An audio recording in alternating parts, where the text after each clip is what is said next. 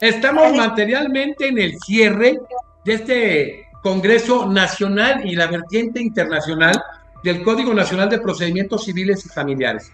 Hemos tenido magistrados de primerísimo nivel de gran parte de las entidades federativas de nuestro país. Hemos tenido ministros del Tribunal Constitucional de Chile, de la Corte Suprema de Costa Rica, varios de la Corte de Buenos Aires. Hemos tenido investigadores los más destacados en derecho familiar y civil de Sudamérica. Tenemos a mi querido amigo, un gran jurista, profesor universitario de las diversas universidades, entre ellas la Universidad Nacional Autónoma de México, Carlos Héctor Taza Zaragoza. Carlos, gracias por estar en el cierre de este importante congreso. Ya hemos anunciado que vamos a hacer un gran homenaje a nivel internacional para Juan Velázquez, Carlos Daza y Daniel González, tres grandes precursores en nuestros países, sobre todo quien ha fomentado ese proceso de actualización y son precursores de este proceso de actualización en temas medulares del proceso penal, y que lo anunciaremos en unos días. Y hoy tenerte a ti con esa prosapia de familia, ese talento que viene los Daza, pues me da muchísimo gusto. Carlos, como miembro honorario de la Academia Mexicana de Derecho, tu servidor como presidente nacional y parte del Consejo Directivo Nacional, te damos las gracias por estar materialmente en este cierre. El agradecimiento es de mi parte por sumarme a este gran trabajo que se está haciendo al frente de la Academia. Ya son varios años los que has impulsado para que haya muy buena capacitación, actualización. Yo creo que ese es uno de los puntos fundamentales de lo que se tiene que hacer en nuestros sistemas de justicia, sin importar el país. No, el tema de la capacitación, el interés de que me ha encantado cuando me dices que muchos de los que están aquí son magistrados, son jueces, hay gente de la fiscalía, sí, hay gente que anticorrupción, investigadores. Y eso es muy valioso porque es precisamente, fíjate que cuando tuvo a bien compartirme el señor presidente de la invitación que aceptó don Sergio Valls para poder participar en todo este proceso de capacitación sobre lo que es el procedimiento civil y familiar, este nuevo cambio de paradigma que va a haber, para mí era muy valioso el poder hacer un cambio y poder matizar un poco, porque creo que es importante poner unos ciertos puntos y comillas en algunos temas de lo que tiene que ver con la justicia alternativa, la justicia restaurativa, porque si bien en muchos de los casos lo vendemos y es una parte de la credibilidad que tengo, los mecanismos alternativos llegaron para quedarse, no es una moda y es algo en donde tenemos que incursionar, pues también hay que poder identificar en qué casos sí y en qué casos no. Sobre todo atendiendo a las prácticas de otros países que nos llevan mucho más avanzado la implementación de estos mecanismos alternativos, y que imagínense por un tema de violación que busquemos una cuestión de justicia restaurativa.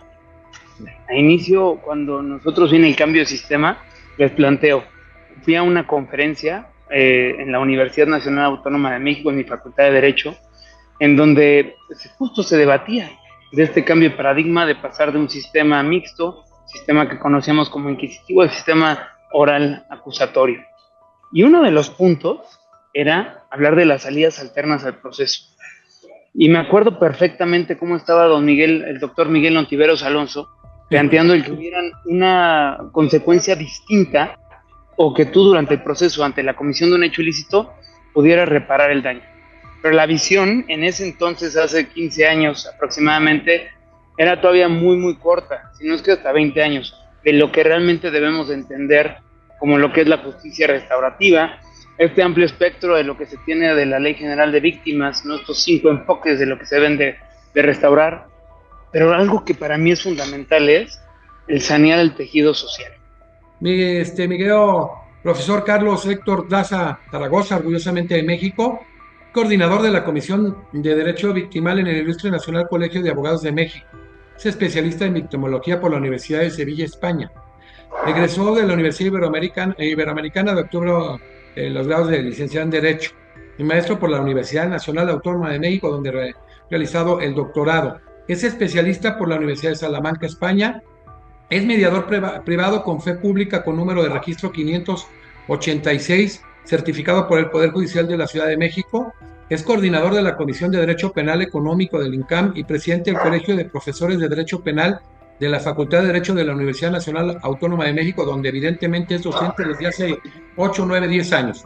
y es miembro honorario de la Academia Mexicana de Derecho, al igual que su padre, que es miembro honorario vitalicio de nuestra academia. Ya anunciamos este importante homenaje, donde habrá gente de la Complutense de Madrid, donde el Instituto de Ciencias Políticas de París, gente de Alberto Binder, otra gente muy talentosa, y muchos de los que le tuvieron también gran cariño a nuestro querido amigo y maestro y doctor Carlos Daza. Con el tema hoy, mi querido profesor Carlos Héctor Daza Zaragoza, justicia alternativa a la luz de la Ley General de Mecanismos Alternativos de Solución de Controversias. Adelante, mi querido profesor Carlos Daza. Como les decía, o ya les anticipaba un poquito, lo que quiero es matizarlo, atendiendo a que vamos a tener en esta siguiente sesión al profesor Sergio Valls, quien es hoy el encargado de la implementación de esta ley general que todo mundo celebramos con bombo y platillo, que por fin se lograra poder tener esta ley general de mecanismos alternativos de solución de controversias en las materias que nos hacían falta, porque como ustedes saben, en materia penal ya contamos con una ley nacional de mecanismos alternativos y que ha sido muy buena, pero comparte algunos de los vicios que voy a ponerle hoy sobre la mesa para que sean cuestiones que tengamos que nosotros seguir construyendo, tengamos que seguir trabajando. Por lo tanto, la forma en la que quise hacer el matiz del título es enfocado a la cultura de la paz en los sistemas de justicia que se tienen en nuestro país. Porque decimos a priori, oye, cuando nosotros transitamos a un sistema de corte oral, pues eso va a ayudarme a eficientar el proceso.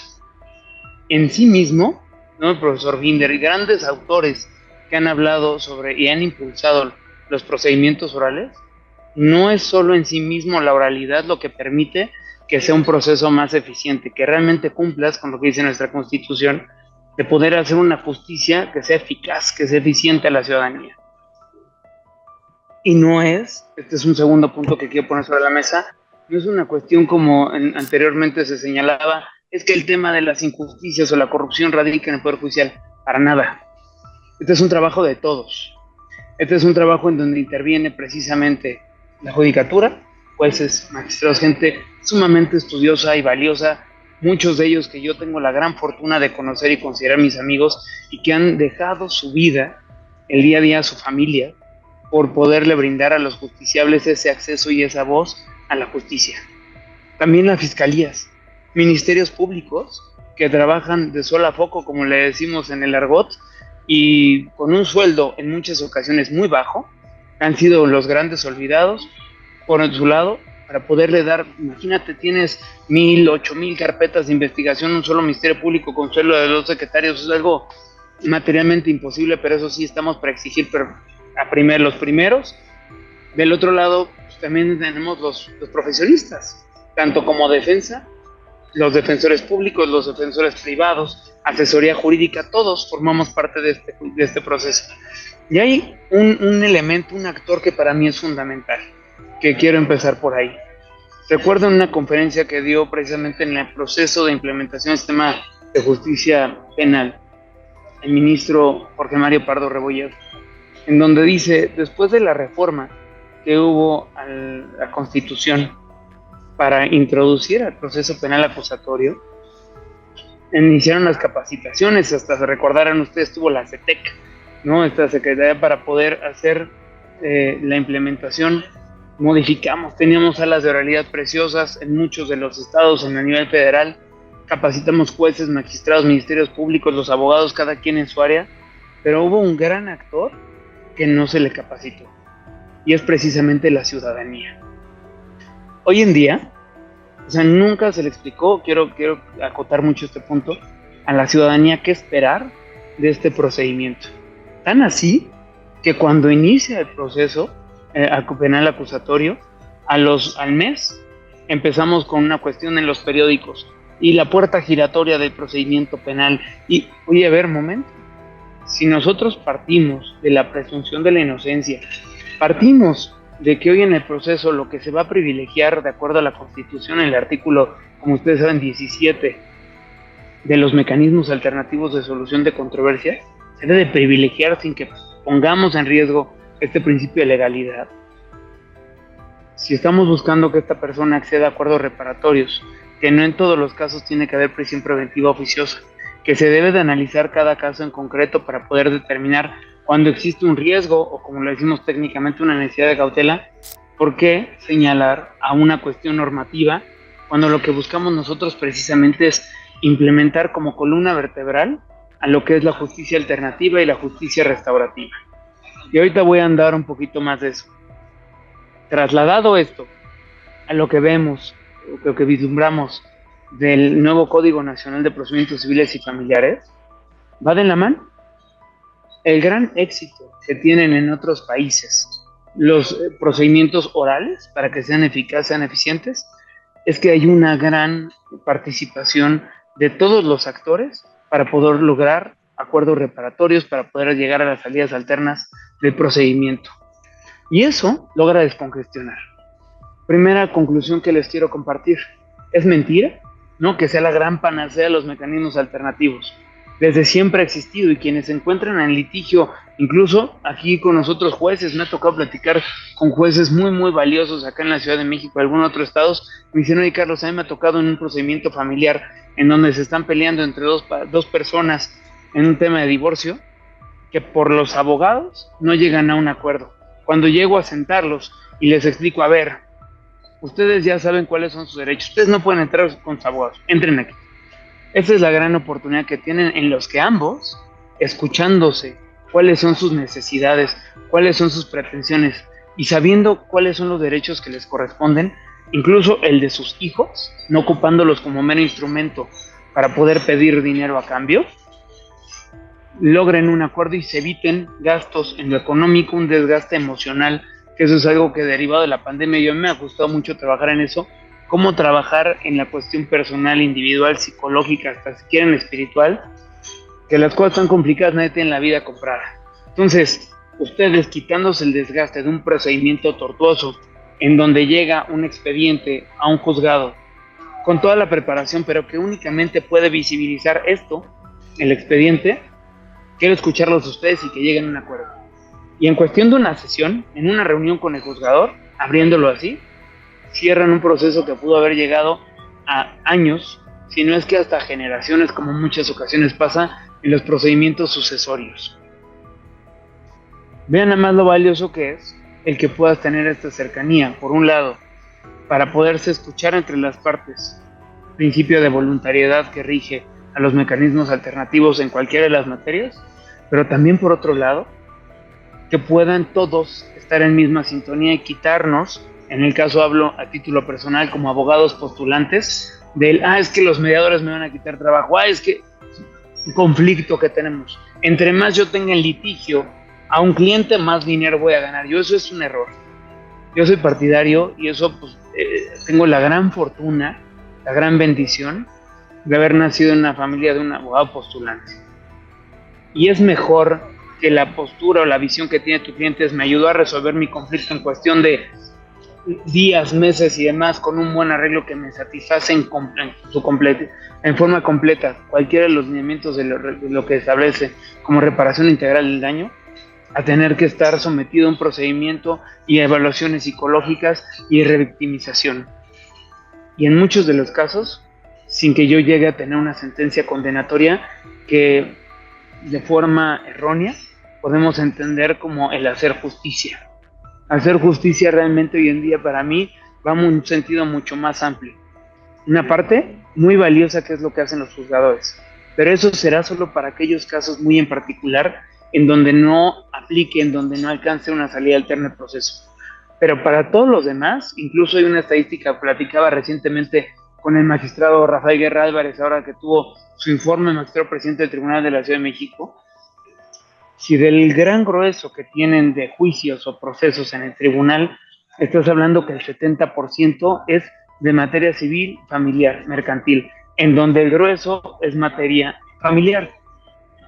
Si tuviéramos los mecanismos integrales, no solo el Poder Judicial, el Ejecutivo, organizaciones civiles, colegios de abogados, fiscalías, para poder llegar a socializar más vale el que tú satisfagas cuál es realmente tu necesidad o tu pretensión, que el tener que estar sometido a un proceso o el estar buscando que una persona esté en la cárcel o que lo condenen a una multa, a daños, perjuicios y aparte a una cuantificación extraordinaria, pero ¿qué creen? ¿Que no es pagable? ¿Cuánto tiempo se aventaron con este tipo para poder llegar a estas sentencias y que llegaras a un objetivo y mucho menos a poderlo cobrar? Creo que hoy es buen momento de poder impulsar todos los mecanismos y se ha hecho un gran esfuerzo. La senadora Olga Sánchez Cordero en su momento impulsó esta reforma de la ley general, que estoy seguro que va a poder platicar a profundidad y que pueda dejarlo hasta ahí solo con algunos matices que platicaré a lo largo de esta charla. Don Sergio Valls, pues él es el encargado, es el coordinador de esta comisión de implementación de la ley general, pero sí hacer mucho pauta el poder mencionar varias áreas de oportunidad que tenemos nosotros, donde les voy compartiendo para ir avanzando con esta parte de lo que tiene que ver con los mecanismos y quitarnos algunos tabús y poder entender realmente a qué nos referimos cuando hablamos de la cultura de la paz. Hemos hablado, o ustedes seguramente habrán escuchado lo que tiene que ver con la justicia alternativa y la justicia restaurativa. Justicia alternativa, en términos muy sencillos, es cualquier otro proceso distinto al convencional, procedimientos judiciales, que permiten que las personas puedan llegar a una justicia. Así es de forma genérica. Howard Serr lo menciona como un proceso dirigido a involucrar dentro de lo posible a todos los que tengan intereses en una ofensa particular e identificar y atender colectivamente cuáles son los daños, cuáles son las necesidades y obligaciones derivados de dicha ofensa o derivados de dichos derechos y obligaciones, con el propósito de sanar y enmendar los daños de la mejor manera posible. Si nosotros decimos que la justicia alternativa es cualquier mecanismo de arreglar un conflicto que no sea procedimiento ordinario, pues entonces viene todo este abanico enorme que es números apertus, no números clausus, quiero ser bien claro en eso, la negociación, conciliación, los buenos oficios, la mediación, el arbitraje, ¿no? Que también son procedimientos que no se llevan por el procedimiento judicial. Por su parte, la justicia restaurativa, que nosotros enfocamos mucho a la cuestión penal meramente, pero quiero que nos quitemos un poquito esa venda de los ojos y ahora les voy a decir por qué. La justicia restaurativa, este mismo autor, es uno de los padres de lo que es la justicia restaurativa. Lo menciona que es uno de los enfoques de la justicia, el cual se centra en resarcir el daño causado por un delito o por el incumplimiento de un deber u obligación. Ojo aquí con esto, deber u obligación. Prestando atención a las necesidades de la víctima para así repararlas. Algo que se me hace muy emblemático y creo que coincidirán conmigo es cuando hay un conflicto, no necesariamente solo hay una afectación entre uno y otro. Pongo un ejemplo. En las cuestiones del índole familiar, cuando hay un padre y una madre que se están divorciando, el vínculo y la relación o el acto jurídico se genera entre uno y otro. Y naturalmente, si ambos pedimos la disolución, en ese momento ante el juez se lleva a cabo la disolución. Pero toda esa esfera, todo el entorno que se va generando a ese conflicto, permea para empezar, en los hijos, cuando tienen hijos.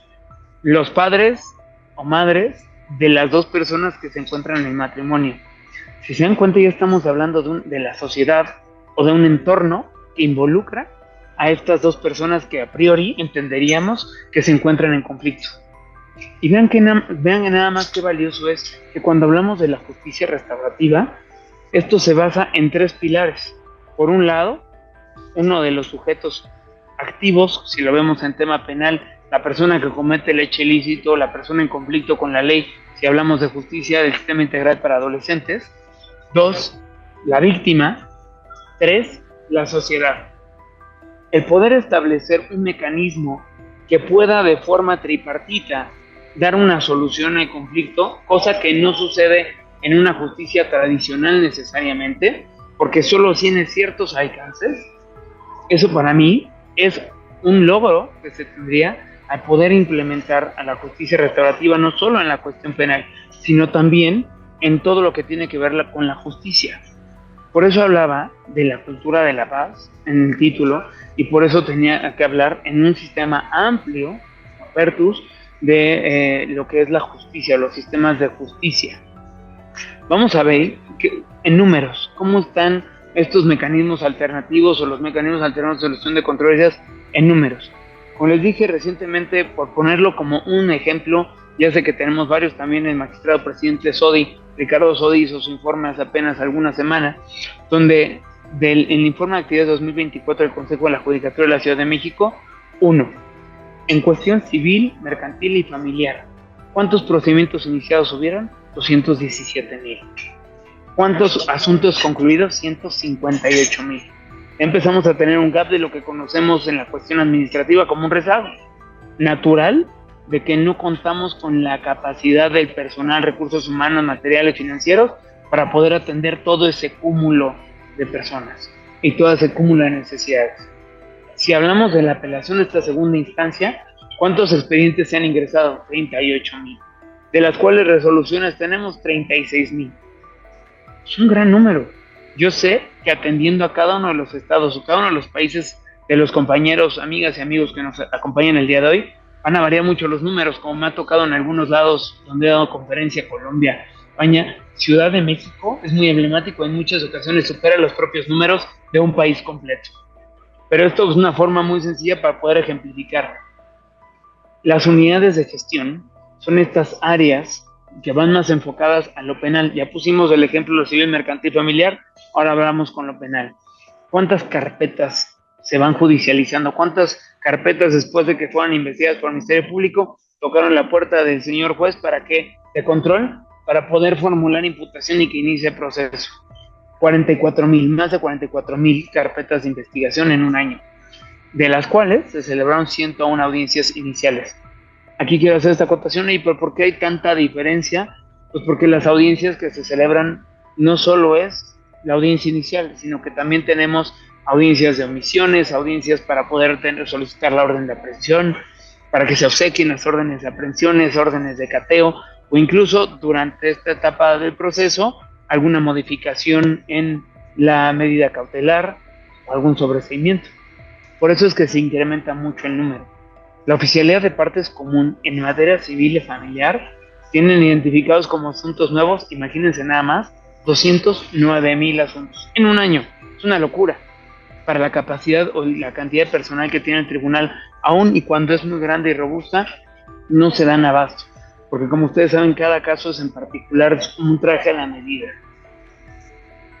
Dentro de toda esta gran esfera de asuntos, volteemos a ver el Centro de Justicia Alternativa de la Ciudad de México, un área de la cual reconozco hay gente muy valiosa, mediadoras y mediadores públicos, talentosos que han estado desde el 2012, si no me recuerdo, que fue cuando se creó el Centro de Justicia Alternativa en la Ciudad de México, gente muy preparada, que son mis maestros, me capacitaron en la certificación que obtuve por parte del tribunal, no se dan abasto, y aún así observen, atendieron a más de 16,000 usuarios, pero vean nada más que curioso que se registraron más de 8,500 convenios de mediación, es decir, no en todos casos, no todos los casos que una persona accede y toca puerta del Centro de Justicia Alternativa de la Ciudad de México terminan con un convenio, y esto es natural, por lo mismo que les planteaba al inicio.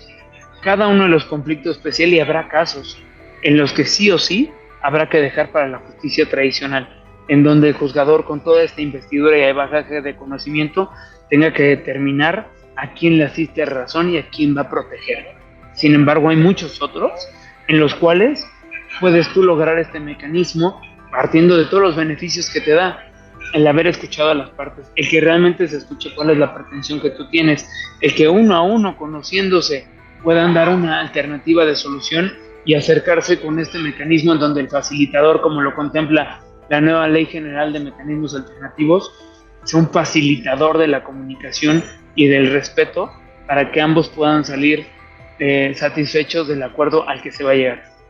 Si nosotros vemos desde universo de cerramos en 217,000 más los 44,000, porque eso lo ven en el ámbito penal del Centro de Justicia Alternativa. De todo este gran universo, únicamente 8,500 asuntos pudieron cerrarse con convenio de mediación. Definitivo, son números que preocupan, porque entonces vemos qué es lo que está pasando, qué es lo que realmente está pasando ahí. Uno de los motivos es, para mí, el tema del conocimiento de las partes para que puedan llegar a un acuerdo reparatorio, el conocimiento de los MASC, el conocimiento de la mediación en particular. Dos, el papel tan importante que fungimos los abogados postulantes en la representación de los asuntos. Hubo alguna situación que pasé por advertido, pero creo que es importante. Si se dan cuenta, el derecho penal lo mamé, ¿no? Desde el nacimiento. Era una cuestión desde mi padre y mi madre, que conocieron en la agencia del Ministerio Público, y en eso, y entre expedientes y entre libros, fui naciendo, y es algo que me apasiona y me llena muchísimo. Derivado del cambio del sistema, es que yo me fui abriendo la mentalidad para conocer lo que son las salidas alternas del procedimiento y en consecuencia lo que es la mediación. Cuando el profesor Hugo Contreras de Madrid, que en paz descanse, que era el director del Centro de Justicia, me dice: Carlitos, quiero invitarte a que tomes esta certificación, cosa que pues a mí siempre he sido muy inquieto, me encanta estar estudiando. Dije, acepto, querido doctor, me meto. Imagínense el penalista que lo único que había visto en sus clases de materia civil, mercantil, familiar, era lo de la carrera, fue algunos años antes. Cuando llego y veo que mis compañeros de clase son notarios, son corredores, abogados postulantes, y veo mi plan de estudios y era únicamente con esto, porque la certificación en MASC, la certificación como mediador con fe pública por parte del tribunal, va enfocada a ayudar a la gente a solucionar conflictos en materia civil, mercantil y familiar. Como ustedes saben, el área penal está delegada únicamente a los facilitadores de las fiscalías y los que están adscritos a los poderes judiciales de las entidades. A mí fue un shock tremendo. Sin embargo, compromiso que asumo, compromiso que me encanta siempre concluir, y no saben lo valioso que fue, porque precisamente me ayudó a cambiar un poco el chip de lo que yo entendía del abogado postulante. Y muy como lo menciona don Fernando Castellanos Tena en su obra Lineamientos Elementales del Derecho Penal, muy enfrascados a lo que es la justicia o la venganza, la justicia de sangre o la venganza privada, ¿no? Todo, me cometió un hecho ilícito, me incumplió, no me pagó, me violentó, vamos a la cárcel. Esa no es la solución. Y esa es parte de lo que tenemos que ir cambiando nosotros hoy el chip. Los abogados, me ha tocado en distintos foros. Hoy pertenezco, como bien lo menciona mi presidente de la Academia, al Ilustre Nacional Colegio de Abogados de México. Desde hace un par de meses ya coordino la Comisión de Derecho Penal Económico, al igual que la Barra Mexicana de Abogados, porque creo en la colegiación, porque creo en que hay que elevar los estándares de la ética de la profesión, de la abogacía en nuestro país, y evitar precisamente que el abogado sea el que por desconocimiento, por un lado, dos, por un interés particular, dejando de lado los intereses de los clientes o de la persona que se encuentra en conflicto o que se encuentra ante algún incumplimiento de un contrato de arrendamiento o cualquiera de la materia que ustedes digan, no logremos y estemos a darle solución a su conflicto y saturemos los juzgados. Ya suficiente trabajo tienen los juzgadores y muy importante para poder lograr eso. ¿Cuáles son los beneficios que tienen los mecanismos en términos generales? Y aquí voy a ser un poquito disruptivo con lo que van a ver ustedes en lo que menciona la propia ley y en lo que mencionan los principios, algunas obras. Por un primer momento hablamos de mejorar el acceso a la justicia. Hay distintas posturas, seguramente ustedes ya habrán escuchado, en donde los facilitadores o los mediadores somos auxiliares de la justicia. Hay algunos profesores, como el profesor Abel Chávez, algunos otros doctrinarios, Imelda Ortega, que dicen, a ver, ¿no? Debemos de transitar a que la justicia alternativa sea un primer escaño para poder acceder a la justicia. No lo veo mal, incluso dentro de las discusiones que hubieron en la creación de esta ley general, participaron varios de mis amigos, estuve en algunos foros, y decíamos, oye, a ver, pero ponemos como una cláusula obligatoria el antes de poder demandar haber accedido a mediación, y hay las dos voces contrarias. Eso lo pongo a consideración de ustedes. A final de cuentas no pasó, pero sí es importante que ustedes sepan en dónde está el estado del arte o en dónde nos encuentra la discusión de uno de los distintos tópicos que reúnen o que rodean a la mediación y a los mecanismos en general. Por un lado, como pasa en los procedimientos laborales, en donde te establecen que primero tuvo que haber un acercamiento de conciliación. Y en la práctica, ¿qué es lo que sucede? Comparece alguno de los apoderados de la empresa, comparece el trabajador. Oiga, bueno, pues nos encontramos, y el trabajador pues naturalmente necesita una liquidez porque depende de su trabajo y poder llegar a algún acuerdo. Pero por otro lado, la oposición, no hay un procedimiento correcto de conciliación. En su momento, hoy en día con el nuevo sistema, entiendo que están haciendo grandes trabajos para que esto sí se logre y se materialice, del cual desconozco. Ahí sí lo pongo sobre la mesa, pero lo que sí sucedía es que la persona que sometía es, bueno, pues esto es lo que hay si quieres, y si no, a lo que sigue. Eso no es una conciliación, eso no es un mecanismo alternativo, no es justicia alternativa, se vicia por completo, pero se están ahí sentados porque hay que cumplir con la norma, tener el papelito para que en consecuencia pueda avanzar el procedimiento. Esa es una de las voces. Si nosotros pusiéramos a la mediación como un escaño previo y obligatorio para poder acceder a la justicia tradicional, entonces podríamos caer en esos vicios. Por otro lado, pues es que es necesario, y ahí va enfocado con uno de los puntos que quiero que quede muy, muy claro en esta participación que estoy teniendo. Depende de cada uno de nosotros, sin importar cuál sea la función que tengamos, sean los secretarios, los actuarios, jueces, magistrados, ministerios públicos, el poder sensibilizar a las personas y hacerlos entender que el conflicto que tienen tiene solución, que no es necesario el tener años y gastar mucho dinero en todo un procedimiento para poder lograr la solución de un conflicto. El que es importante entender en cuestión de números y matemática, a ver, si estoy enfrascado y me dijo mi abogado que yo voy a ganar la pensión un incremento de 14,000 a 19,000 pesos, pero te están ofreciendo 16 ahorita para cerrar un acuerdo. No, me lo jura y me lo perjura. Entonces, hice un ejercicio con mi clienta, yo llevo la parte penal, víctima de un delito, para empezar, de omisión del pago de la pensión alimenticia, y por otro lado de violencia familiar. Situación que, ahí lo pongo sobre la mesa, que no es tema del día de hoy, pero cómo se ha ido prostituyendo el derecho penal, ocupándolo como un mecanismo de coacción para poder llegar a dar solución a uno de los conflictos. Esa es una de las cuestiones de las cuales no siempre es importante visibilizar, porque no es lo correcto. Pero bueno, cuando hicimos ese ejercicio, y por un lado era, ¿cuánto te está cobrando tu abogada? No, pues tanto. ¿Y en cuánto tiempo te lo va a entregar? El resultado de una primera sentencia en primera instancia. No, pues 8 meses. Oye, pero sabes que todavía está la apelación, está el amparo, está la revisión. ¿Cuánto tiempo te está diciendo? No, pues sí me voy a aventar mis buenos años. Si ahorita tú firmas un acuerdo, te llevas los 16 garantizados. En el otro tienes el riesgo de no ganarlo, seguir con tus 14,000 pesos mensuales, aunado a que esos 19 los podrías ir viendo al finalizar todo este proceso. Temas matemáticos, temas económicos, eso recae en nosotros como profesionistas, y que a veces por encasillarnos en una visión que es el conflicto y me lo quiero fregar y demás, vean nada más cómo terminan pagando más, y es una cuestión ética.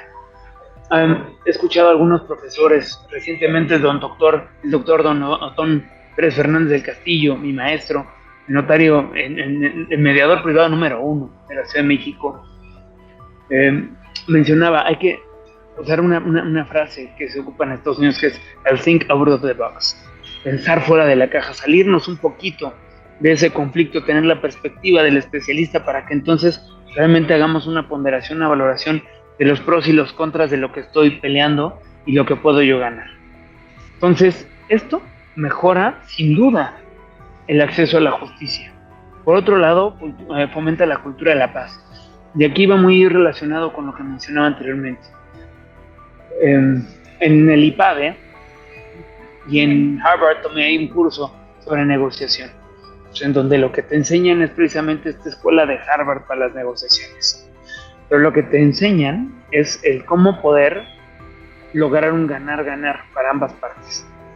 Y sé que esto va más enfocado a una cuestión meramente económica, y sé que ahí nos vienen a la mente cuestiones, por ejemplo, con la negociación de lo que era el Telecán, ahora el Temec, o este tipo de negociaciones. Esto va también de la mano con lo que vemos de conflictos de justicia comunitaria, de lo que tiene que ver de los conflictos de condóminos entre parejas, entre socios, entre amigos. Eso es el día a día. Si nosotros vemos o partimos de que únicamente una resolución me va a dar la solución, pues va a solucionar el conflicto en ese momento. Pero en consecuencia quedó quebrantado ese tejido social y no permite que haya relaciones a futuro. Situación, créanme que se los digo por experiencia propia, no es una cuestión hipotética o una cuestión demasiado el deber ser. Cuando accedes a un mecanismo alternativo y se lleva de forma correcta, puedes permitir que esas personas que estaban identificando el conflicto como uno en contra del otro y perdiendo el entender el conflicto como una oportunidad para transformar y para poder construir. Me ha tocado casos en el despacho de mediación en donde la pareja que llega con el gran conflicto, incluso ya está con una carpeta iniciada o por iniciar, pues son casos distintos, cierran agradeciéndole uno al otro, aunque parezca como muy utópico, el apoyo, el tiempo y demás, y siguen adelante. No les digo que sean reincidentes y que vuelvan a casarse, como ha pasado en algunos casos, ¿no? Pero aquí no es el caso. Al final de cuentas, el tema de los MASC, justicia alternativa y restaurativa, permite que saneemos el tejido social y en consecuencia fomentemos esto que llamamos como cultura de la paz. Siguiente punto. El ahorro del tiempo y recursos. Como ustedes saben, ambas leyes, la ley general y la ley nacional, hablan en un principio que es la economía. Y a priori nos viene a la mente en que en cuestión de economía nos referimos a una cuestión meramente de dinero, cuando no. También tiene que ver con una cuestión de economía de tiempo, una cuestión emocional, de todo el desgaste que implica el tener un procedimiento ordinario.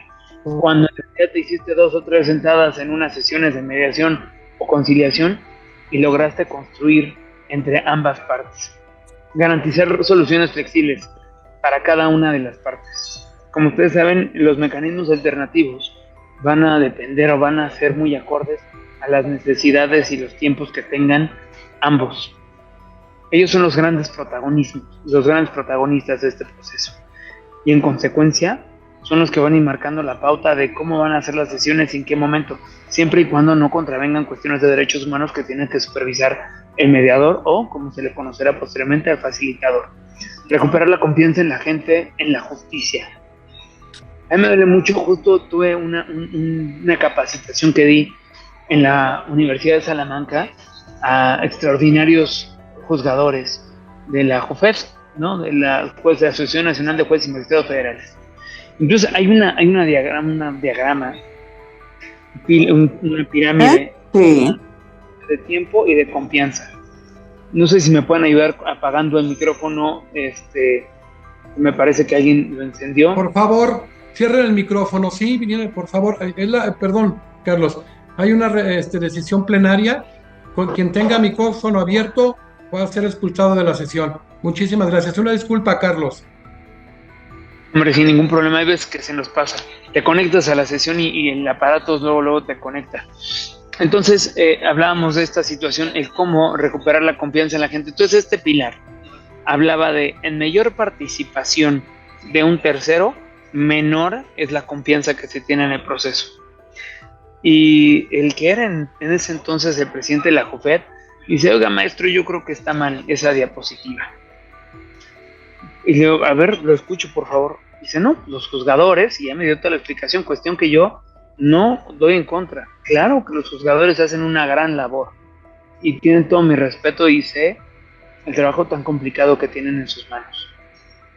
Sin embargo, y esa es la cuestión importante, que es como le explicaba, esta pirámide no es lo mismo que entre tú y yo podamos llegar a un acuerdo a que alguien más venga a decidir por nosotros.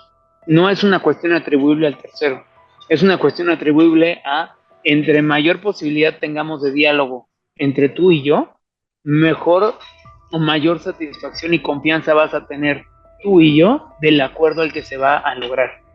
Y por esto es que les comparto, en el 2018 existe una encuesta, un informe que hace el organismo desconcentrado de mecanismos alternativos de solución de controversias de la Fiscalía General de la República, que en ese entonces estaba el profesor Rafael Mateos Pumian. a cargo de ese organismo y tenían el 98% de cumplimiento de los acuerdos reparatorios. 98%. Ya ni les menciono la cifra porque eran billones de pesos lo que se logró tener de acuerdos reparatorios que quitamos de la justicia tradicional, dejando a todos los actores del proceso el tomarse su tiempo y quemarse las pestañas para dar soluciones de conflicto, y pudiste desahogar los tribunales, aunado a que permitiste no tener más gente en la cárcel, pudiste tener a gente que está más satisfecha en cuanto al cumplimiento de esos acuerdos. Esos son números. No es nada más la parte hipotética y el profesor vino aquí con un mantón blanco, no a quererles hablar de lo que es la belleza de la mediación. Son facts, datos duros que nos ayudan a poder ser conscientes de la importancia de tener estos mecanismos. Siguiente punto que considero importante como beneficios: reducir la hostilidad en los procesos. La frialdad con la que tú te acercas a un juicio para poder ser escuchado, y que si bien un juzgador te puede dar la cita cuando se va a resolver tu proceso para poder hacer tu alegato, y la víctima viene, o la persona que está siendo procesada, señores, le juro por esta, le juro que yo soy inocente, yo no delinquí, yo no hice esto, no abusé, no defraudé. Al final del día, la visión que tiene el juzgador es con base al expediente. Y en muchos de los casos, cuando pasa esto, tú te acercas, te escuchan, como debe de ser, tienes acceso, pero no te van a decir lo que te esperarías, y algo que sí puede suceder en los mecanismos: el poder tener una retroalimentación entre las partes para poder estar satisfechos en sus necesidades. Ya habíamos mencionado, se lo voy a saltar, fortalecer la cultura de legalidad, fomentar la participación de las partes en la resolución de los conflictos, en donde los hacemos con el principio de voluntariedad, actores indispensables para poder llegar a estas soluciones, y la descongestión del sistema de justicia. Si se dan cuenta, en ese sentido va una espiral positiva para poder ir construyendo una mejor sociedad para todas y todos nosotros. ¿Cuáles son en términos generales? Porque sé que ustedes, que son estudiosos de la materia y habrán escuchado y leído algunas otras grandes obras en Argentina, en Colombia, en España, sobre cuáles son los objetivos que buscan los MASC, yo me quiero decantar en 3, que para mí son los más importantes. La descongestión, para que haya un buen funcionamiento del proceso y no caigamos como tenemos hoy en día en el caso.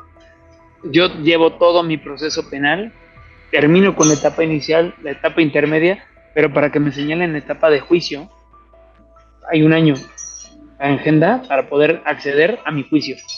Imagínense.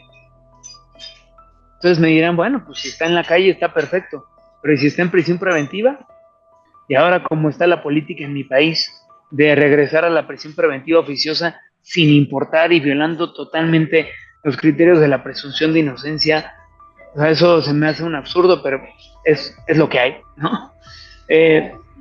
Si estás en prisión, aviéntate esos 2 años y medio, 3, una locura. Si estuvieras fuera, pues todavía. Pero ¿por qué cargamos, o en qué momento llegamos a desvirtuar lo que se pretendía cuando creamos o cuando se creó el sistema de justicia oral en materia penal, donde queríamos que todo fuera más eficaz y más eficiente? Las primeras etapas ahí van, pero ¿y en la etapa de juicio? Eso es lo que queremos evitar que suceda ahora con los procedimientos civiles y familiares, con estos nuevos procedimientos orales. Segundo, la resolución pacífica de los conflictos. En estos casos se va a priorizar el diálogo entre las partes en conflicto, buscando así una solución que sea sostenible. Precisamente lo más importante es cuidar tanto jueces, porque se puede llevar ante juzgadores, actuarios o los mediadores o facilitadores, que no haya violación a los derechos humanos con los acuerdos que se lleven. Recordemos que somos agentes de cambio y agentes de la realidad, que si bien establecen acuerdos entre las partes, como en algún caso decían, bueno, pues el niño, como yo trabajo lunes, miércoles, viernes, y tú nada más trabajas martes, jueves y sábados, pues nos lo vamos a alternar para llevarlo al colegio, pero decidamos el colegio está muy cerca del domicilio de la madre, y el del padre está 1 hora y cuarto, 1 hora y media de donde se encuentra el colegio. Imagínense que lleguen y digan, no, pues sí está padrísimo, yo me los quedo estos días, tú te los quedas estos días, y en consecuencia pues ya está listo. ¿Escucharon al menor? ¿Vieron que realmente se pudiera dar eso? Igual y estás entre una solución generando un conflicto más grande, o una situación que te van a terminar firmando el convenio de mediación, pero a la postre, a los meses, van a terminar regresando contigo para un procedimiento de remediación. Situación que es una figura que ustedes conocen seguramente muy bien, en donde puedes volver a tocar la puerta del mediador público o privado para solicitar que se hagan cambios de común acuerdo a los acuerdos que se tenían firmados en un convenio anterior. Somos agentes de cambio y lo que se busca es que se solucione pacíficamente ese conflicto. Y el tercero, la promoción de la cultura de la paz, en donde se fomentan valores esenciales para la paz, como la empatía, el respeto, la comunicación y la colaboración. Si bien la eficiencia del sistema judicial es fundamental, en este caso vamos a buscar reestructurar los principios de la sociedad, priorizando el diálogo para la resolución pacífica de conflictos. Estos son los que yo contemplo como uno de los principales. Y aunado a que ustedes seguramente habrán escuchado de la famosa Agenda 2030 y este convenio o este acuerdo que se firmó entre los estados parte para poder establecer determinados lineamientos que mejoren a nuestra generación y las que vienen nuestro mundo. Y entonces hay distintos ejes que se atraviesan o que se enfrentan: cuestiones ambientales, cuestiones de justicia, de igualdad, de pobreza, de distintas cuestiones. Pues no es un problema ajeno a nuestro país, que a cuestión en un nivel internacional la ONU está visibilizando y pone como uno de sus ejes en el punto 16, paz, justicia e instituciones sólidas. Paz, justicia e instituciones sólidas. Esto va a buscar promover que hayan sociedades más pacíficas e inclusivas, que garanticen el acceso a la justicia y construir instituciones eficaces y que sean responsables. Eso es en términos generales, suena muy bonito, pero ¿qué estamos haciendo al respecto? Dentro de este objetivo, México está llevando a cabo otros planes en cuanto al fortalecimiento del Poder Judicial, cambio de normas, cambio de sistemas, fortalecer los centros de justicia alternativa, y aquí hago un breve paréntesis. Hay algunos estados de la República en donde son pioneros, son punta de lanza en lo que son los mecanismos alternativos de solución de controversias. Durango, Chihuahua, Hidalgo, varios, no quiero ser omiso en ninguno, en donde le han metido muchísimo. Y cuando digo metido muchísimo, no es nada más en que tengan un edificio precioso y que les metan capacitación a sus servidores públicos. Es una política transversal que va también enfocada a políticas públicas desde la educación, en las escuelas, cuando hay conflictos de violencia entre pares, alumnos y maestros, alumnos, padres de familia y maestros, y así cada uno de ellos, cuáles son las políticas que tienen ellos para poder atender o atender una contingencia de solución de un conflicto. Desde ahí inicia, en una cuestión formativa, y yo sé que tienes una visibilidad de resultado a mediano o largo plazo, pero eso es necesario. Lo mismo es en políticas como en la Ciudad de México. Actualmente la consejera jurídica de servicios legales, la doctora Heréndira Cruz Villegas, que acaba de ingresar a la consejería, trae una política para que ella está a cargo de ella la justicia cívica, es decir, estos centros administrativos de impartición de justicia para cuestiones del día a día administrativos. Ya está empezando a tener o capacitando a todo su personal para que tengan herramientas para poder atender el conflicto desde ese primer acercamiento y evitar, como dicen los grandes autores, la escalada del conflicto y terminen en la comisión de un hecho ilícito, y de un hecho ilícito pues ahí sí empieza la variable, si es una cuestión familiar, violencia familiar, pero si es algo que no se atiende, poder llegar hasta un feminicidio. Vean nada más lo valioso que es la atención a primera escala, y es de forma transversal. Dentro de este objetivo, creo que se tocó ahí, aquí estoy de nuevo. ¿Se escucha bien, presidente? Sí. Perfectamente, Carlos, perfectamente, todo perfectamente. Una llamada que aparecía en la pantalla, gracias. Ya estamos, mira, Carlos, una disculpa, a veces pasa esto en las inquietudes de la gente, te pido una disculpa por ese error. Un abrazo. No, por favor.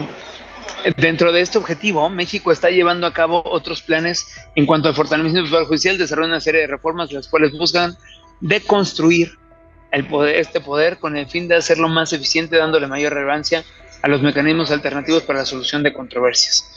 El objetivo general es fortalecer la independencia judicial, mejorar la transparencia y sobre todo recuperar la confianza de los ciudadanos en el sistema de justicia. Puse un ejemplo que para mí es muy emblemático y justo materializa este amplio espectro de lo que veo como un binomio indisoluble que es la justicia alternativa y la restaurativa. En los más, como un camino hacia la cultura de la paz, hay un ejemplo que es en Colombia, estas negociaciones que hubo de las FARC con el gobierno. Este grupo de autodefensas, este grupo armado, por estar inconforme, ¿no? Un grupo guerrillero, por desigualdad social, por estar financiado con el narcotráfico, llevar a cabo secuestros, una cuestión que empezó legítima y después se desvirtuó a cuestiones delictivas. Hubieron gente desaparecida, vean nada más el gran conflicto social que se generó. En este caso, el gobierno pues respondió militarmente, generando violencia, desplazamientos internos y externos masivos. La mediación fue un eje central del proceso de negociación. Aquí, este ejemplo que me platicaba, tuve oportunidad de escuchar a la doctora que estuvo a cargo durante los años 2015 a 2019 de las negociaciones y de esta Agencia de Cultura para la Paz. Se me hacía algo sensacional. Imagínense ustedes, compañeros en particular que nos acompañan de México y algunos que nos escuchan de algunos otros países. Pero en el caso de Ayotzinapa, nuestros 43 desaparecidos, en donde hemos pasado, hay fiscales generales en la cárcel, hay gente múltiples en la cárcel y no hay una respuesta, no hay justicia para nadie, menos para los más interesados, para los familiares de los desaparecidos. Y han ido cambiando y devenido distintos tipos de estrategias y lejos de poder dar una solución, más van enardeciendo ese clamor y ese grito de desesperación que tienen ante este conflicto. Si imagínense que hiciéramos un ejercicio como el que hubo acá, en donde pudieran reunirse con transparencia. Los errores, todos somos humanos, los errores se cometen, pero poderle dar paz, poder dar entendimiento de algo muy poderoso que me ha tocado incluso en algunos casos penales, que la persona que se encuentra sentada como imputado asuma su culpa. Y quiero ser bien claro aquí, cuando hablo de asumir su culpa, no me refiero a la cuestión de culpabilidad o un procedimiento abreviado. Me refiero a lo que menciona el profesor Howard Zinn en su obra de El pequeño libro de la justicia restaurativa, en algunas otras ponencias, que es el entendimiento propio del mal causado, del hecho realizado, del efecto generado y del mal causado por parte de la persona que comete el hecho ilícito. Para generando esta conciencia, entonces poder externar una disculpa o una manifestación que dé tranquilidad a la víctima, que en muchas ocasiones queda lastimada y hay que hacer un trabajo de reinserción social también de la víctima. Eso lo vemos más en victimología o en victimodogmática. En este ejemplo, se obtuvo como resultado Acuerdo de Paz del 2016, en donde marcó el final formal del conflicto entre las FARC y el Estado colombiano. Por su parte, algo que destaco muchísimo es la participación de las propias víctimas en este proceso restaurativo, en donde hubo inclusión de las víctimas como protagonistas del proceso, esto siendo un avance y un precedente sin igual en lo que entendemos como justicia alternativa. ¿Cuáles son los resultados que buscamos en la implementación de este nuevo sistema para los más? ¿Qué es lo que esperamos de esto? Efectividad, cumplimiento y evitar la reincidencia. Y ahorita acoto muy bien esta palabra reincidencia, que seguramente a muchos de nosotros va más enfocado a lo que tiene que ver con la cuestión penal. Efectividad, y pongo el ejemplo de lo que sucede en Brasil. En Brasil, según estadísticas del Consejo Nacional de Justicia, más del 46% de los casos derivados a mediación, es decir, procedimientos judiciales que se mandaron a los centros de mediación o de conciliación, lograron un acuerdo efectivo. Esto ha contribuido a descongestionar los tribunales y a reducir significativamente el tiempo promedio de resolución de conflictos, especialmente en materia civil. Es decir, no solo es que yo agarre y los rebote para que se vayan a mediación, sino de que se vayan a mediación y queden.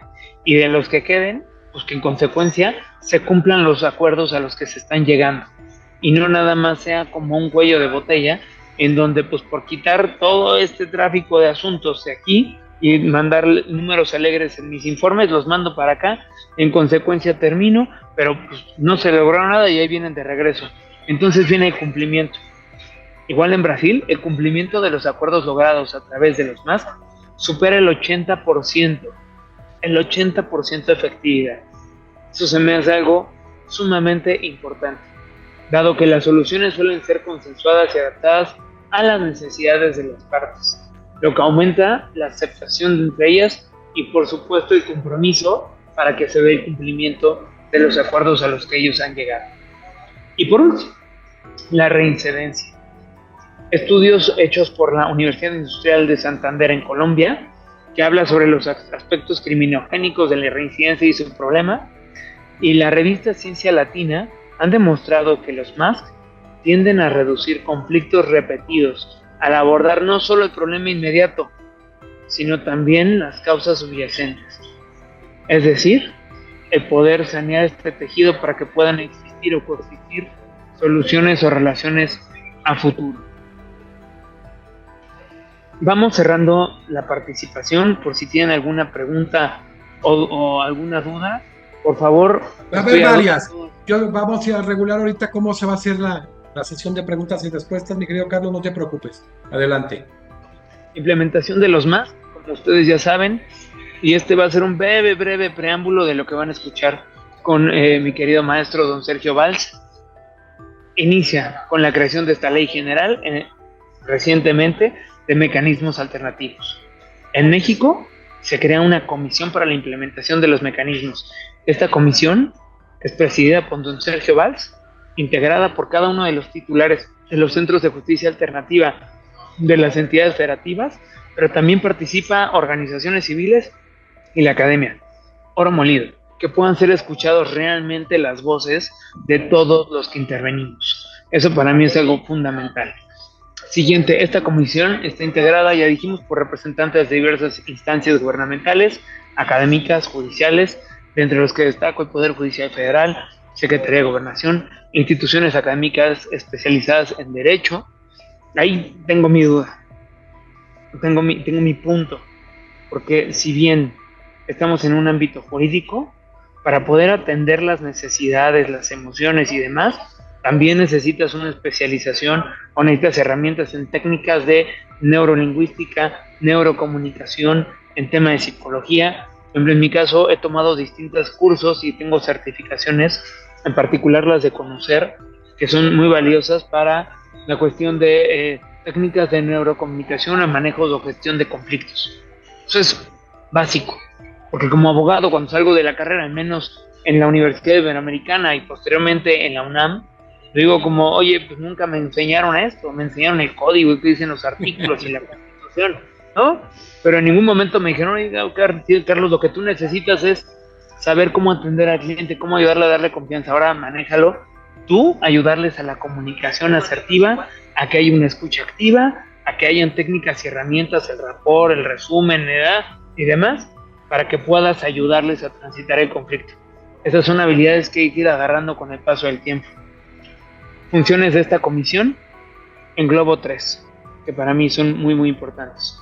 Lograr una regulación que sea uniforme, porque como saben, al estar en un estado federal, esto sobre todo para los amigos, toca mucho platicarlo con los amigos de Colombia, Argentina, como somos un estado federal y tienes entidades federativas, 32 estados que cada uno goza de su propia regulación, con esta normativa haces un hilo conductor de cómo debe ser el manejo de los mecanismos. Golazo. Y ahorita están creándolo, porque tenemos una ley general, pero faltan las leyes secundarias. Segundo, la capacitación. La comisión implementará programas para formar y certificar a los facilitadores, como es mi caso. Mi certificación se actualiza cada 3 años, tienes que pasar por evaluación aquí en la Ciudad de México, examen oral, 3 sinodales, examen escrito, un roleplay, la elaboración de un convenio y las horas prácticas. Estas son las 5 cuestiones. En algunos otros estados es diferente. Entonces aquí ya se busca estandarizarlo para que contemos con más mediadores que son puntos de cercanía para acceso a la justicia de la gente, pero ojo, que no sea nada más hacerlos por hacer a los mediadores o a los facilitadores, sino que sea gente realmente que cuente con el conocimiento, que cuente con la ética profesional para ayudar a la gente a solucionar el conflicto. Tercero, buscar una descongestión de tribunales a través de la promoción de los MASC, ya lo he mencionado anteriormente. Se ha de buscar reducir significativamente la carga judicial, especialmente en casos, para eso es esa ley general, pero entendámoslo como un todo, porque así eso estamos transitando la cuestión penal, la cuestión laboral y ahora los procedimientos civiles y familiares. Cómo poder dar un mejor acceso. Y concluyo con esta frase: la paz no es la ausencia del conflicto, es la habilidad de gestionar el conflicto por medios pacíficos. Esto lo menciona Ronald Reagan. Hoy en día, en el que no sabemos qué nos espera con la reforma del Poder Judicial, quiénes van a ser los juzgadores, en manos de quién vamos a estar, creo que más que nunca es una gran área de oportunidad para todas y nosotros ustedes de poderle brindar justicia a nuestra sociedad. Muchas gracias y con toda humildad espero hayan sido... Excelente, Carlos. Sí, claro. Fíjate que esta triada que debe de ser aparte de la normativa constitucional y reglamentaria, el hablar de los presupuestos y las políticas criminales, qué importante cuando tú incluso mencionas lo que sucede en Colombia, parte de algunos de los ministros, con el caso de Danilo Rojas Betancourt, que es miembro honorario de la Academia, ministro de la Jurisdicción Especial para la Paz en Colombia, sí es un proceso interesante. Y qué bueno que hablemos de este ejercicio de derecho global y comparado y ver las fortalezas y ver las debilidades, porque luego, Carlos, nos traemos debilidades tremendas, las falencias clásicas, como que una imitación extralógica, y más ahora, como tú lo dijiste, en donde nos encontramos con que este tema de pseudodemocratizar el Poder Judicial, que más que nada es un proceso de que el poder político se ha comido al poder jurisdiccional, es verdaderamente complejo. Así es que hay que ver este tema como un tema medular y un tema, como dice, de oportunidades. Carlos, hay varias preguntas, varias inquietudes. Les voy a pedir de favor a los que van a preguntar, que seamos concretos en preguntar. Ayúdenme hoy, por favor. Es importante, seamos muy concretos, que no demos una conferencia ya en este tema, porque son varios los que van a preguntar. Apóyenme. Primero, la magistrada Hortensia Castellanos Chávez, quien es vicepresidenta nacional, ha sido considerada la mejor presidenta de Sala Constitucional en el Tribunal Superior de Oaxaca. Mi querida vicepresidenta, adelante, por favor. Muchas gracias, doctor. Muy buenas tardes. Buenas tardes, doctor Carlos Héctor Daza Zaragoza. Estoy, no sé cómo podría decirle del gusto que tengo de haber escuchado su conferencia. Me surgen varias dudas. Realmente el tema es bonito y que hay que conocerlo. En materia penal, hay casos que no se llegan a juicio, porque se pueden terminar por conciliación o por algunos otros medios. En materia familiar, quiero pensar que también existen. No sé cuáles serían, si usted pudiera indicarme algunos. Y la otra pregunta es, si en cuestión laboral, en juicios laborales, se inicia con una conciliación, ¿podemos hacerlo en cualquiera de las áreas? En familiar, bueno, en familiar sí, en penal pues sabemos que no, pero en familiar, por ejemplo, ¿pudiera darse al inicio una conciliación y así no llegar a judicializarlo? Son mis preguntas, doctor. Muchas gracias. Magistrada, pues le voy contestando. Primero, agradecerle la pregunta. Segundo, me encanta estando en ese estado tan precioso, con tanta riqueza y bagaje cultural y gastronómico. Mi familia es allá. Porque va a haber varias opciones, te van a hacer invitaciones y vas a acudir con nosotros a varios estados. Ya estás comprometido. Esa voz me agrada. Esa voz me agrada. No, hombre, y como les digo, mi familia es allá, los Daza. Digo, entonces tengo un gran arraigo allá. Contestando la primera pregunta, el Código Nacional de Procedimientos Penales, la ley adjetiva, refiere que para poder acceder a un acuerdo reparatorio hay tres hipótesis principales: los delitos de querella, los delitos culposos y los patrimoniales, siempre y cuando no me dé violencia. Eso es de cajón. Pero como hemos visto, por ejemplo, en un tema de violencia familiar, hay que distinguirlo muy bien, porque a priori podemos hablar, si no tiene el agravante del tema de la violencia, pues son de querella. Entonces te permite que puedas llegar a un acuerdo reparatorio. Que ahí, por ejemplo, de eso se los comparto. Apenas el fin de semana tuve un caso que es importante compartirlo por todo lo que va a englobar lo que hemos platicado en la tarde de hoy. Punto número 1. Hablamos de un feminicidio. Seguramente ustedes escucharon el asunto de Poli acá en Iztacalco, en la Ciudad de México, en donde un joven con un vehículo arrolla a 2 jóvenes, les avienta el coche, una de ellas se encaja y la arrastra 500 metros. Poli era clienta de nosotros y fue uno de los primeros asuntos que llevé pro bono después del fallecimiento de mi padre y que gracias a Dios tuve una sentencia condenatoria. Se hizo justicia hasta cierto punto. Pero lo que me tocó vivir, y eso es a lo que voy, es que el núcleo familiar, no saben lo complicado que fue todo el impacto que se tuvo. Padre y la madre empezaban con temas de violencia entre ellos, al grado que terminaron que separarse. Y nosotros como abogados se la leímos la cartilla. Usted, doctor, vuelve a poner una mano o alguna cuestión así, dejamos el asunto y usted ahora la representamos hoy en contra suya. Se terminaron separando. Uno de los hijos empieza a tener consumo de drogas. Le acercamos nosotros a la CEAP, atención de víctimas, psicólogos. A título personal el despacho les pusimos a un tanatólogo, o sea, que ahí lo hizo pro bono también. Pero imagínense, después de 1 año y medio, 2 años que concluimos con el proceso, me dan la noticia de que el hermano de esta joven estaba en un pleito tremendo dentro del departamento con su novia, pegándose, golpeándose, él tomándose para quitarse la vida. Una cuestión que para mí era, estaban yo en una comida el día sábado, justo el día del abogado, con unos amigos abogados penalistas, y me llega este mensaje y yo estaba en caos, porque yo dije, se logró el resultado. Logramos tener a esta persona con una condena por feminicidio. Le pusieron 45 años. A ver, ¿qué más quieres? Pensaría el abogado. La realidad es que, como ven, la justicia tradicional no necesariamente da solución. Y ahí va el tema relacionado con la violencia familiar. Hablo con la madre y la madre me dice, es que, ¿sabe qué, abogado? La verdad es que ya tiene muchas ocasiones que se están peleando, tanto ella con él con ella, y se ponen muy violentos. Digo, oye, pues hay que hacer algo, porque pues una relación tóxica, como decimos nosotros, se van a terminar matando. Y entonces inician la carpeta, lo detienen por feminicidio en grado de tentativa. Delito tremendo.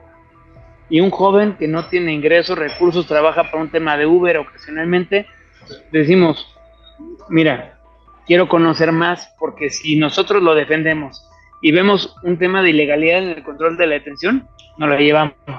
Vemos un tema de no vinculación porque el hecho no se consuma, porque no hubo una manifestación de privar de la vida, sino una cuestión de violencia familiar, nos lo llevamos.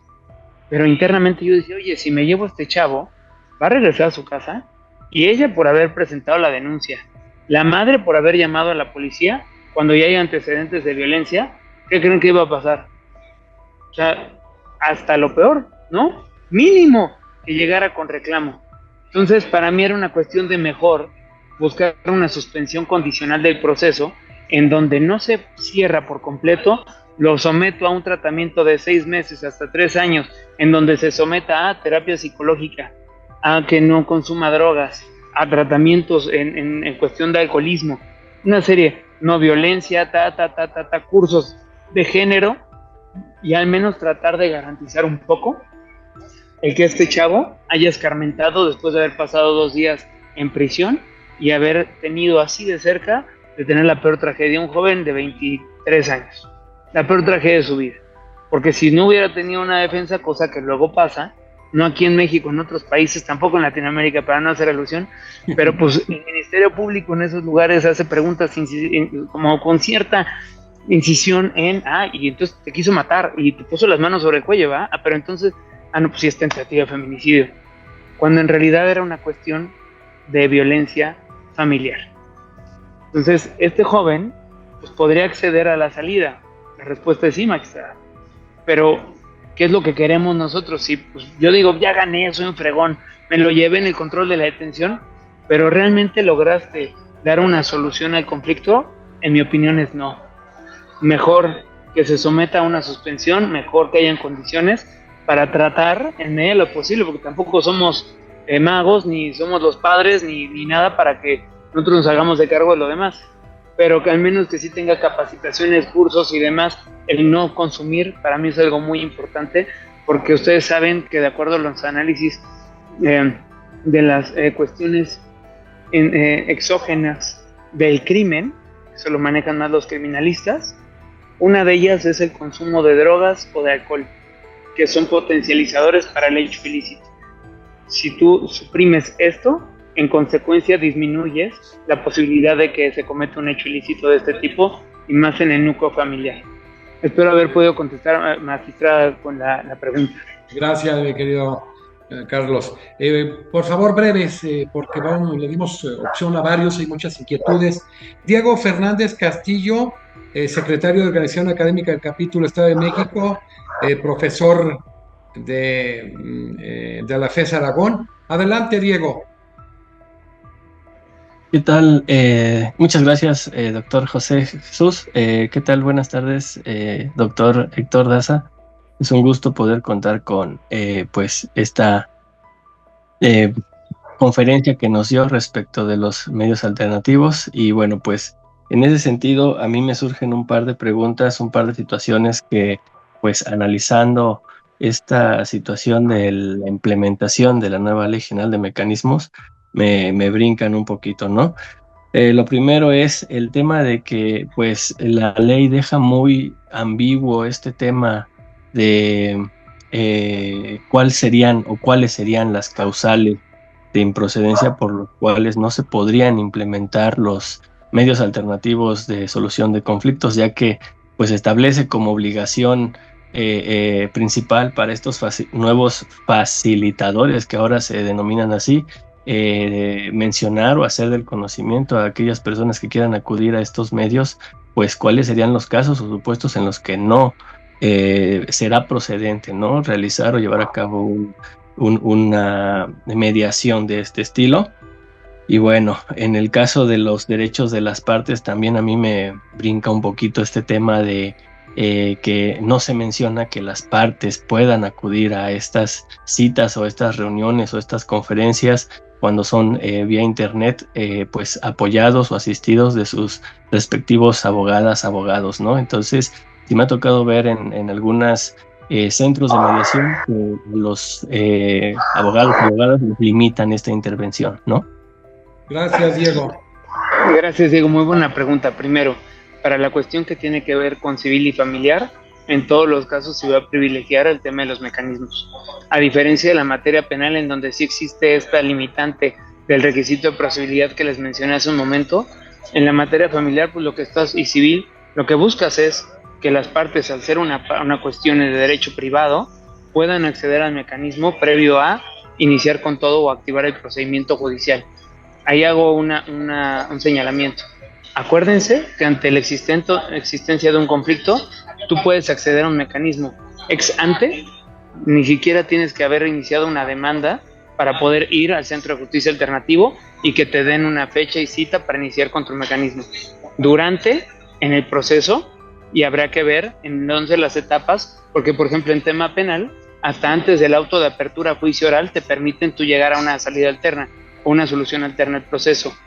Después, tú ya tienes una sentencia, ya te ganaron el juicio, pero ¿qué crees? Por un lado, y así lo veo yo, en materia familiar, ¿estás de acuerdo que te pueden condenar a miles de millones y lo que tú quieras, más daños y costas y lo que tú quieras que puedan haber como consecuencia? Pero si la persona no tiene, no es ejecutable esa sentencia.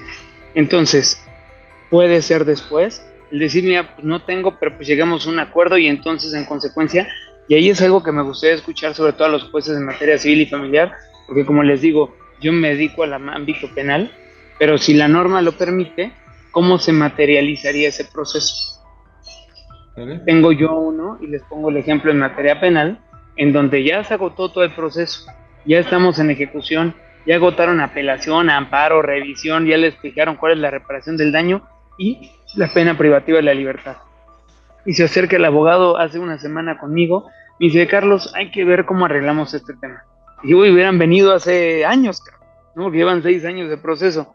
Entonces es que este cuate no tiene, pero tiene todo el interés de poder salir.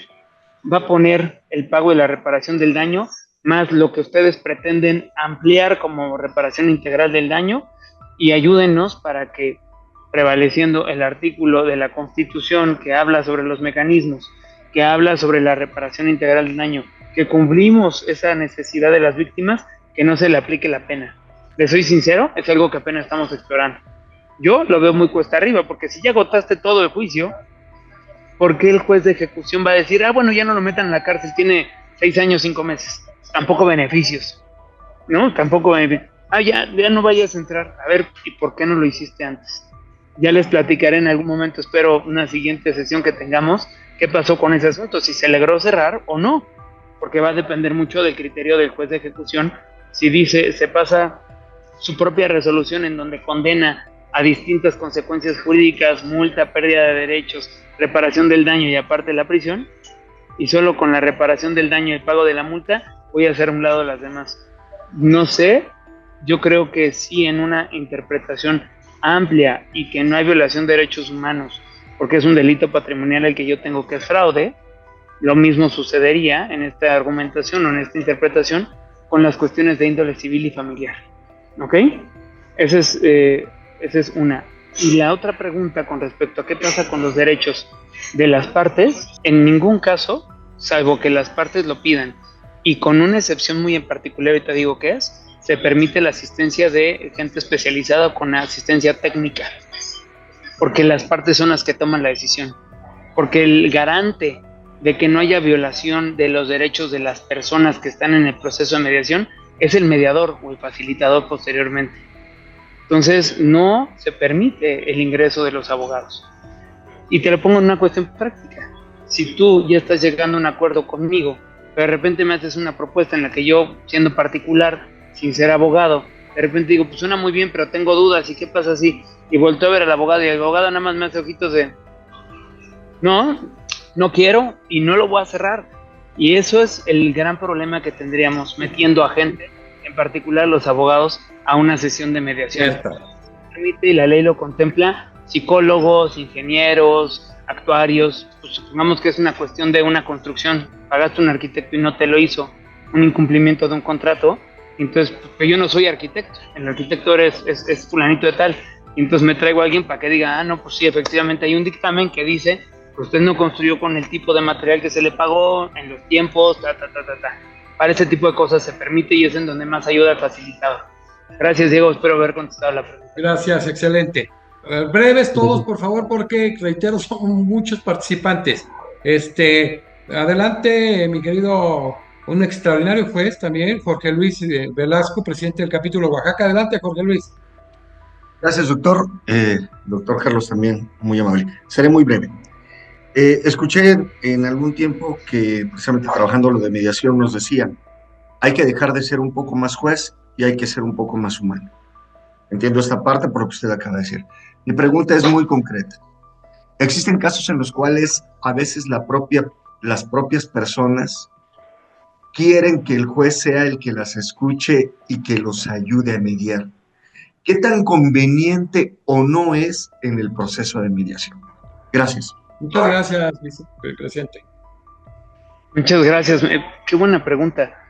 Yo creo que eso sirve mucho, porque ¿cuál es la visión que tiene el particular? Una investidura de alguien que es honorable, alguien que no tiene un interés personal y que al final de cuentas la ley te lo permite. Tú como juzgador, no acuerdo si es el mismo 17 en el párrafo tercero, dice, los juzgadores deberán de privilegiar los mecanismos para dar eso, siempre y cuando no afecten la legalidad, ¿no? La propia Constitución. Entonces, ¿funciona y sirve? Sí.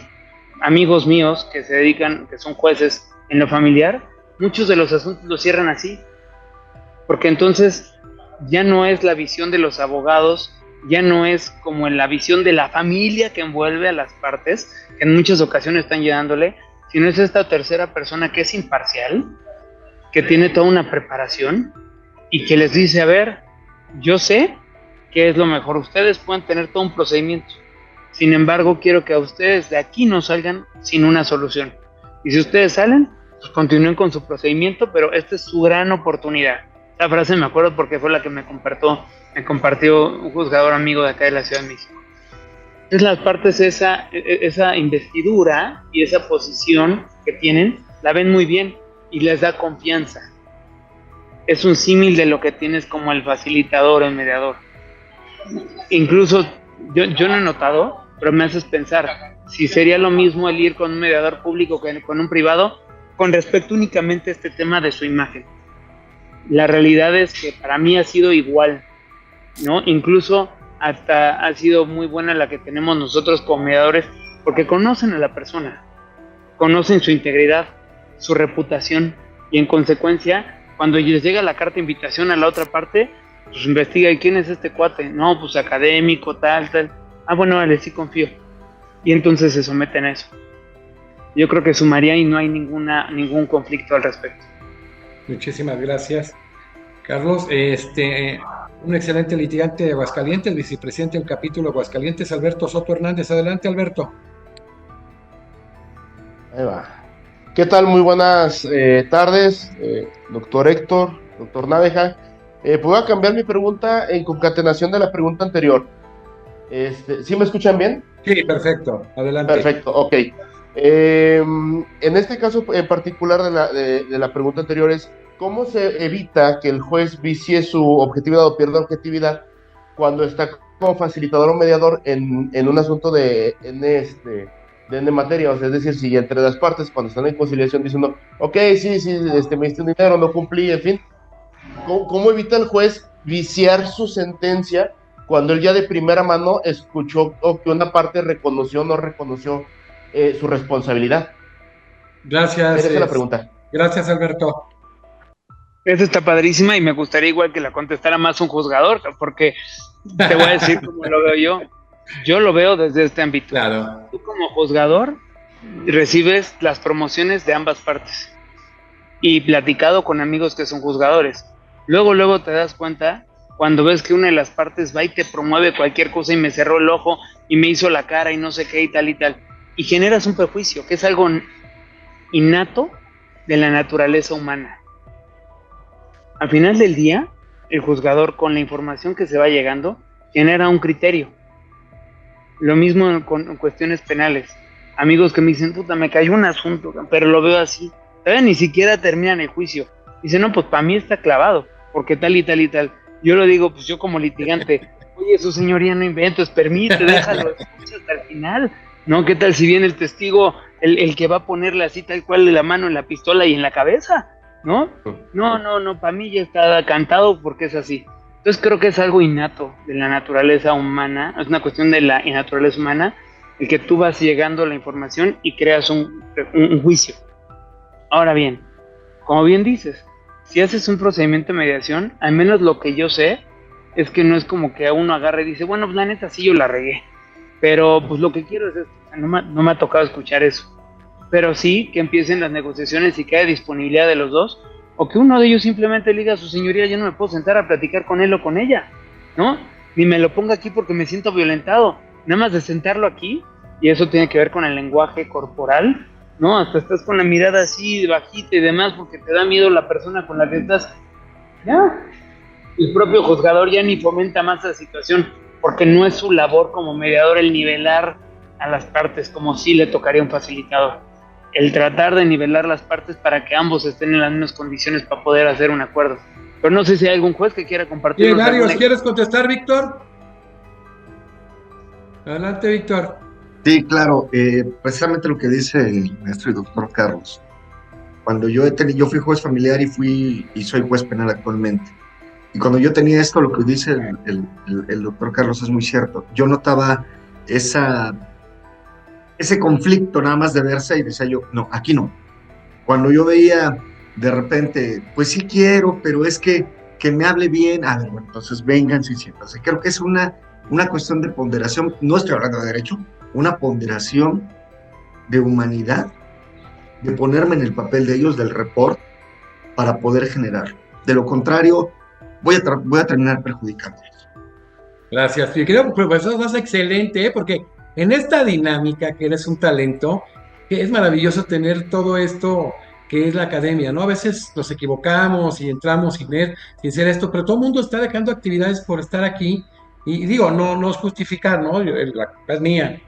Tengo una orden del Consejo de sacar a quien tiene el micrófono abierto.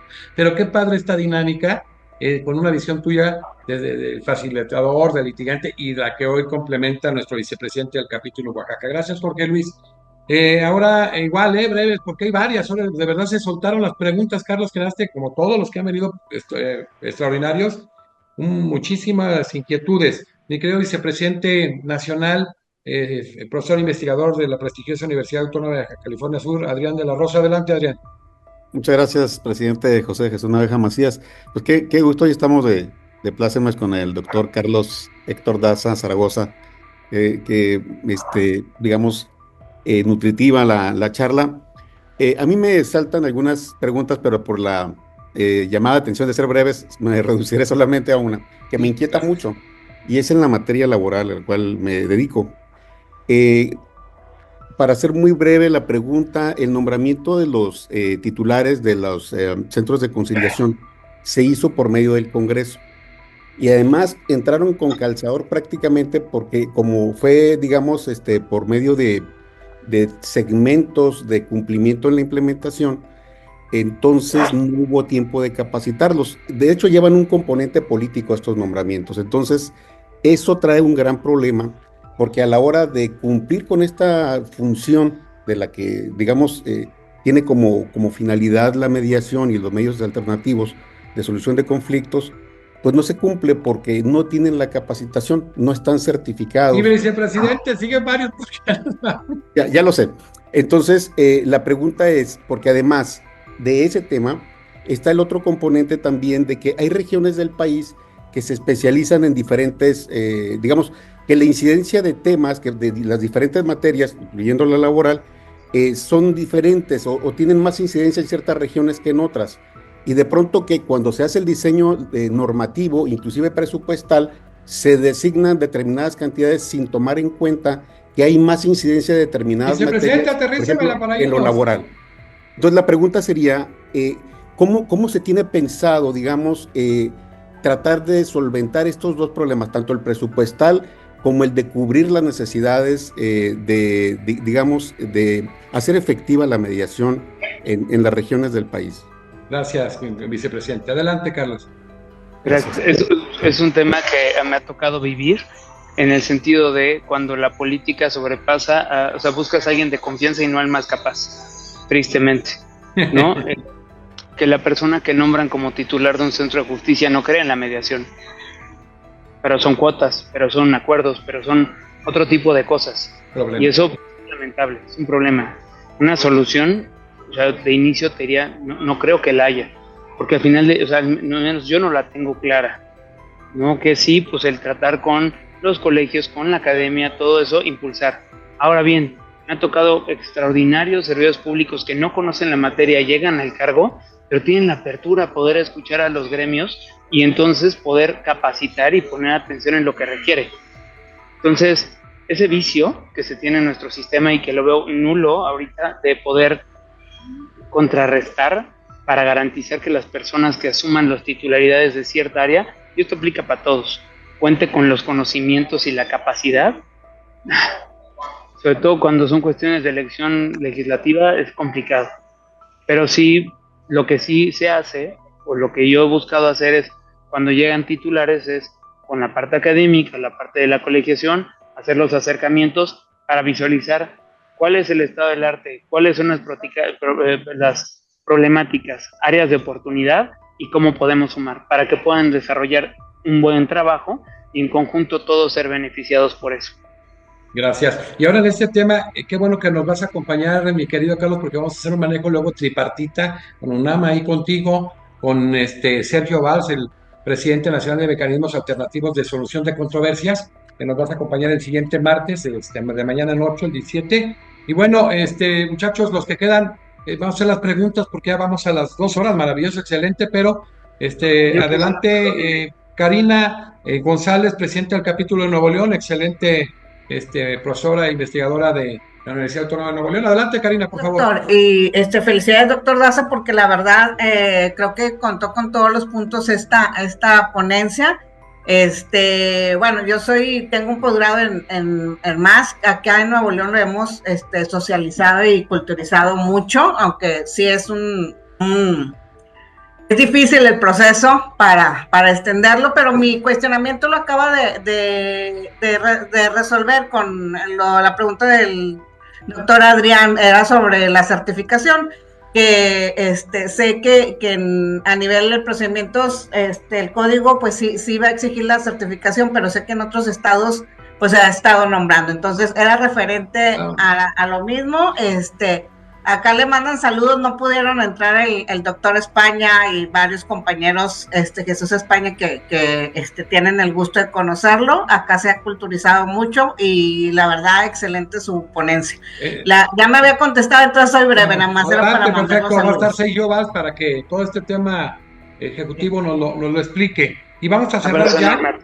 Damos las gracias, yo sé tus tiempos, Carlos, muchas gracias.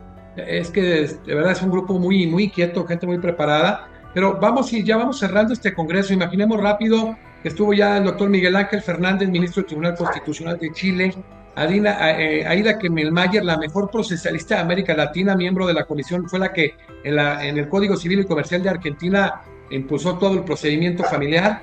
Rodrigo Serrano, el magistrado del Tribunal Superior de Baja California Sur. Gustavo Rodríguez Junquera, magistrado del Tribunal Superior de Justicia de Guanajuato. Humberto Rodelo, magistrado del Tribunal de Justicia de Chihuahua, Rebeca Anastasia del Tribunal Medina del Tribunal de Justicia de San Luis Potosí, Raúl Gutiérrez del Tribunal de Justicia de Nayarit, Claudia Janet Cota, presidenta del Tribunal Superior de Justicia de Baja California Sur, José Luis Aranda, que aquí está con nosotros escuchándonos, Galván, magistrado del presidente del Tribunal Superior de Justicia de Guanajuato, nuestro querido amigo Carlos Enrique Can, miembro honorario, secretario de la Suprema Corte de Buenos Aires, el ministro de la Corte Suprema de Costa Rica, Eddie Rodríguez, el ministro de la Corte Suprema de Costa Rica, Jorge Lazo, Arturo Comón de Uruguay, es fundador de la Academia de Derecho del Uruguay, ahora Carlos Daza, y en esta etapa de este año cerramos con Sergio Valls, presidente del Consejo Nacional de Mecanismos Alternativos de Solución de Controversias. Una primera parte de congreso es extraordinario, en este cierre del año tener a Carlos y a Sergio Valls pues es muy, muy reconfortante. Querido Carlos, muchísimas gracias por tu participación, la gente muy contenta, de verdad que estamos convidados a que nos sentemos ahora que estemos con Sergio y tú y yo, sentar al Consejo Directivo, sentarlo a platicar y agradecerte tu participación y tu vocación siempre para con la Academia. Muchas gracias a ti, mi querido presidente y amigo. La verdad, ha sido un gusto, he disfrutado muchísimo esta tarde para poder hacer esta charla y espero que no sea la primera ni la última, ¿no? Pues espero que tengamos mayores... Pues eres miembro honorario, tienes que estar ahí, estás comprometido. Abrazo enorme y con todo mi cariño para todos ustedes. Gracias. Bueno, despedimos hoy al profesor Carlos Héctor Daza Zaragoza, miembro honorario, coordinador de la Comisión de Derecho Penal Económico del INCAM y presidente del Colegio de Profesores de Derecho Penal de la Facultad de Derecho de la UNAM, con el tema Justicia Alternativa a la luz de la Ley General de Mecanismos Alternativos de Solución de Controversias. Y ya reitero, cerramos este año el siguiente martes, de mañana en 8, con la conferencia de Sergio Valls, presidente del Consejo Nacional de Mecanismos Alternativos de Solución de Controversias. Nos hemos de reunir después, Sergio, Héctor y servidor, para hacer conjuntamente algo importante para la Academia y para la UNAM. Muchísimas gracias a todos, despedimos a Carlos. Gracias, mi querido profesor.